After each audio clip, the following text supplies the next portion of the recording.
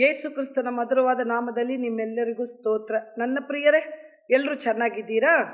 ಬನ್ನಿ, ಇವತ್ತು ಯೇಸುವೊಂದಿಗೆ ಕಾರ್ಯಕ್ರಮದಲ್ಲಿ ದೇವರ ವಾಕ್ಯವನ್ನು ಧ್ಯಾನ ಮಾಡಿ ಅದಕ್ಕೆ ಬೇಕಾಗಿರುವಂಥ ಗುಣಗಳನ್ನು ನಾವು ರೂಪಿಸಿಕೊಂಡು ದೇವರ ಆಶೀರ್ವಾದವನ್ನು ಪಡ್ಕೊಳ್ಳೋಣ. ನನ್ನ ಪ್ರಿಯರೇ, ಧ್ಯಾನಕ್ಕಾಗಿ ತಗೊಂಡಿರುವಂಥ ವಚನ ಲೂಕ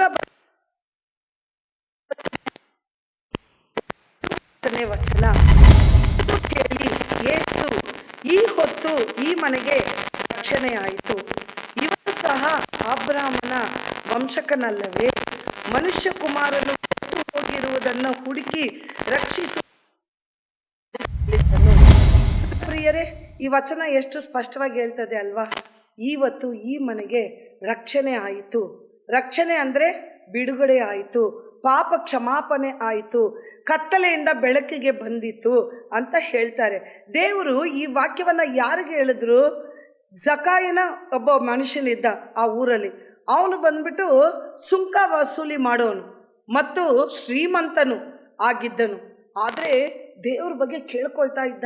ಯಾವಾಗಲೂ ಏಸಪ್ಪ ಬಗ್ಗೆ ಯಾರಾದರೂ ಒಬ್ಬರು ಹೇಳ್ತಾ ಇದ್ರು, ಏಸಪ್ಪ ತುಂಬ ಒಳ್ಳೆಯವರು, ಪಾಪವನ್ನು ಕ್ಷಮಿಸೋರು, ಅವ್ರು ಬಂದ್ಬಿಟ್ಟು ಒಳ್ಳೆಯದನ್ನೇ ಮಾಡೋದಕ್ಕಾಗಿ ಈ ಭೂಮಿಯಲ್ಲಿ ಸುತ್ತಾಡಿದರು, ಒಳ್ಳೆ ದೇವರು, ಪ್ರೀತಿ ಉಳ್ಳ ದೇವರು, ಪ್ರೀತಿ ಸ್ವರೂಪನಾದ ದೇವರು, ಎಲ್ಲರನ್ನು ಸಮಾನವಾಗಿ ಪ್ರೀತಿಸುವಂಥ ದೇವರು ಅಂತ ಎಲ್ಲ ಕೇಳಿಸ್ಕೊಂಡ. ಅವನಿಗೆ ತುಂಬ ಆಸೆ ಆಗ್ಬಿಡ್ತು, ಹೇಗಾದರೂ ನೋಡಬೇಕು, ಹೇಗಾದರೂ ನಾನು ಏಸಪ್ಪನ ನೋಡಬೇಕು ಅಂತ ಹೇಳಿ ಆತನು ಯೆರಿಕೋ ಊರನ್ನು ಹೊಕ್ಕಿ ದಾಟಿ ಹೋಗುತ್ತಿದ್ದನು. ಅಲ್ಲಿ ಜಕಾಯನೆಂಬ ಹೆಸರುಳ್ಳ ಒಬ್ಬ ಮನುಷ್ಯನಿದ್ದನು. ಅವನು ಸುಂಕದ ಗುತ್ತಿಗೆದಾರನು ಮತ್ತೆ ಐಶ್ವರ್ಯವಂತನು. ಅವನು ಯೇಸು ಎಂಥವನೆಂದು ನೋಡುವುದಕ್ಕೆ ಅಪೇಕ್ಷಿಸಿದರೂ ತಾನು ಗಿಡ್ಡನಾಗಿದ್ದರಿಂದ ಜನರ ಗುಂಪಿನ ನಿಮಿತ್ತ ನೋಡಲಾರದೆ ಹೋದನು. ಆದ ಕಾರಣ ಆತನನ್ನು ನೋಡುವುದಕ್ಕಾಗಿ ಮುಂದೆ ಓಡಿ ಹೋಗಿ ಆತನು ಬರುತ್ತಿರುವ ಮಾರ್ಗದಲ್ಲಿದ್ದ ಆಲದ ಮರವನ್ನು ಹತ್ತಿದನು. ಯೇಸು ಅಲ್ಲಿಗೆ ಬಂದು ಮೇಲಕ್ಕೆ ನೋಡಿ, ಹಲ್ಲೆಲೂಯಾ. ನನ್ನ ಪ್ರಿಯರೇ, ಒಂದು ಶ್ರೀಮಂತನು, ಒಂದು ಸುಂಕ ವಸೂಲಿ ಮಾಡೋನು, ಬಡ್ಡಿ ವಸೂಲಿ ಮಾಡೋನು, ಅವನಿಗೆ ಏಸಪ್ಪನ ನೋಡಬೇಕು ಅಂತ ಆಸೆ ಇರೋರು ಮಾತ್ರನೇ ಏಸಪ್ಪನ ನೋಡೋದಕ್ಕೆ ಸಾಧ್ಯ. ಆಸೆ ಇರೋರು ಮಾತ್ರನೇ ಸಭೆಗೆ ಬರೋದಕ್ಕೆ ಸಾಧ್ಯ.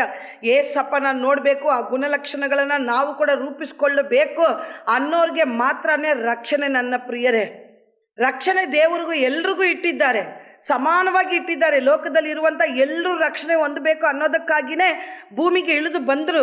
ಆದರೆ ಅದ್ರ ಮೇಲೆ ಆಸೆ ಪಡೋರಿಗೆ ರಕ್ಷಣೆಯನ್ನು ದೇವರು ಉಂಟು ಮಾಡ್ತಾರೆ. ನನ್ನ ಪ್ರಿಯರೇ, ಅದರಲ್ಲಿ ಆ ಊರಲ್ಲಿ ಒಬ್ಬ ಯೆರಿಕೋ ಎಂಬ ಊರಲ್ಲಿ ಒಬ್ಬ ಜಕಾಯನು ಅವನ ಹೆಸರು.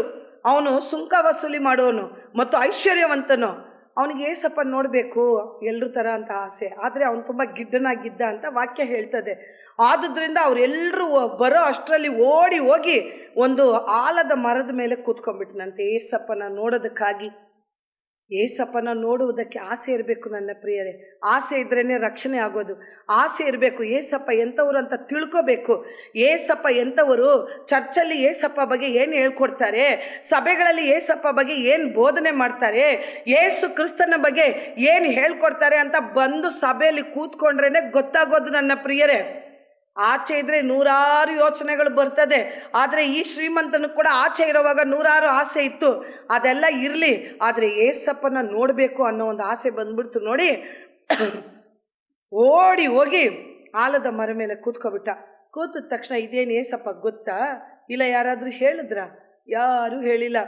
ನೇರಾಗಿ ಬಂದರು. ನೋಡಿ, ಆಲದ ಮರವನ್ನು ಹತ್ತಿದನು. ಯೇಸು ಅಲ್ಲಿಗೆ ಬಂದು ಮೇಲಕ್ಕೆ ನೋಡಿ, ಜಕಾಯನೇ, ತಟ್ಟನೆ ಇಳಿದು ಬಾ, ನಾನು ಈ ಹೊತ್ತು ನಿನ್ನ ಮನೆಯಲ್ಲಿ ಇಳ್ಕೊಳ್ಳಬೇಕು ಎಂದು ಅವನಿಗೆ ಹೇಳಲು ಅವನು ತಟ್ಟನೆ ಇಳಿದು ಬಂದನು.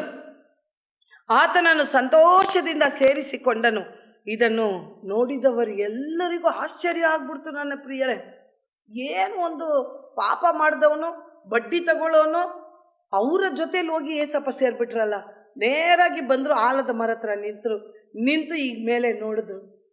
ಜಕಾಯನಿಗೆ ಏಸಪ್ಪನ ನೋಡಬೇಕು ಅಂತ ಆಸೆ ಇದ್ದಿದ್ದನ್ನು ಏಸಪ್ಪಗೆ ಗೊತ್ತಾಯಿತು. ನನ್ನ ಪ್ರಿಯರೇ, ಏಸಪ್ಪಗೆ ಹೇಳ್ಕೊಡ್ಬೇಕಾಗಿರೋ ಅವಶ್ಯಕತೆ ಇಲ್ಲ.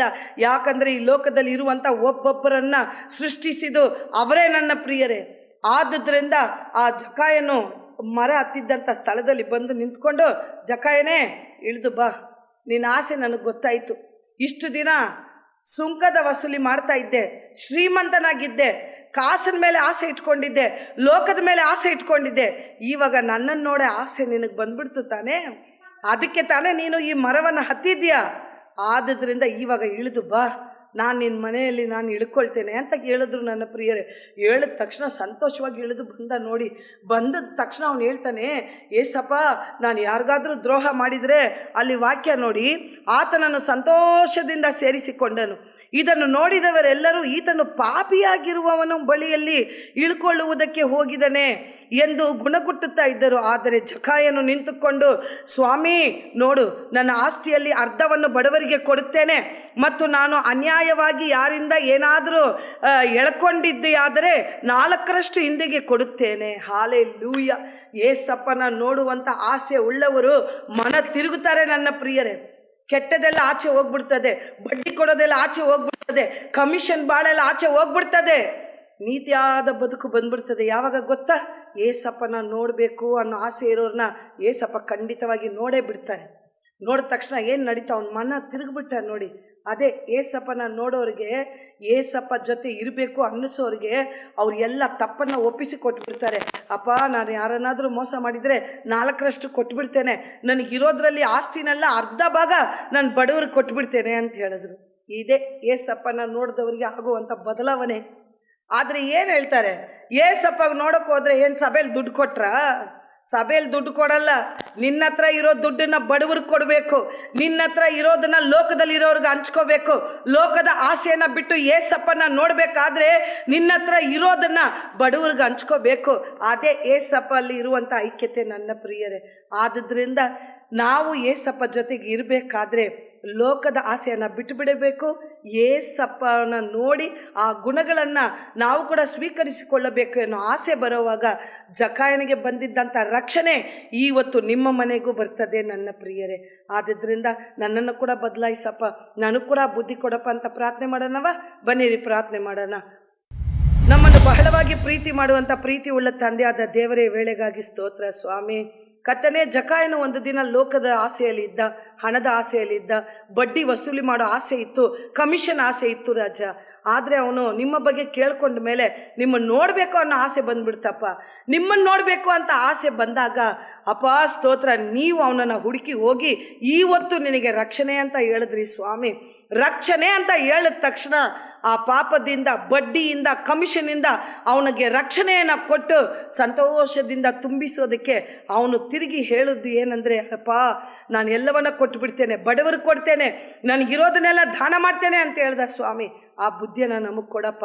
ಲೋಕದ ಆಸೆ ಸಾಕು ಸ್ವಾಮಿ, ಹಣದ ಆಸೆ ಸಾಕು ಸ್ವಾಮಿ, ಮೋಸ ಮಾಡಿ ಕಮಿಷನ್ ತಗೊಂಡಿದ್ದ ಆಸೆ ಎಲ್ಲ ಸಾಕಪ್ಪ. ನಿನ್ನೊಟ್ಟಿಗೆ ಬದುಕುವಂಥ ಆಸೆಯನ್ನು ಕೊಡಪ್ಪ, ನಿನ್ನ ನೋಡುವಂಥ ಆಸೆಯನ್ನು ಕೊಡಪ್ಪ. ಜಕಾಯನ ಮನೆಗೆ ಇಳಿದು ಬಂದಿದ್ದಂಥ ದೇವರೇ, ನಮ್ಮ ಮನೆಗೆ ಇಳಿದು ಬಾಪ.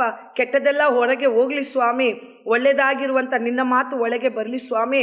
ನನ್ನ ಕರ್ನಾಟಕ ರಾಜ್ಯವನ್ನು ಕರ್ತನೇ ಸ್ತೋತ್ರ ರಾಜ್ಯ ರಕ್ಷಣೆಯಿಂದ ತುಂಬಿಸು.